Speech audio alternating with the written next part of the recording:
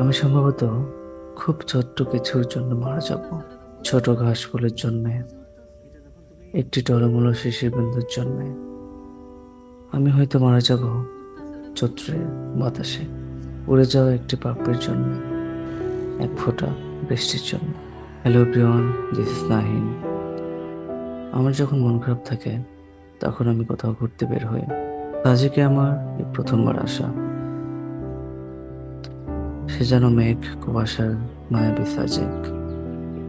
সাজেক ভ্যালির চূড়া থেকে দাঁড়িয়ে পাখির চোখে ভাসমান ভোরের মেঘ দেখে বিস্মিত সকালটি আমার দেখা এখন পর্যন্ত সবচেয়ে সুন্দর সকাল।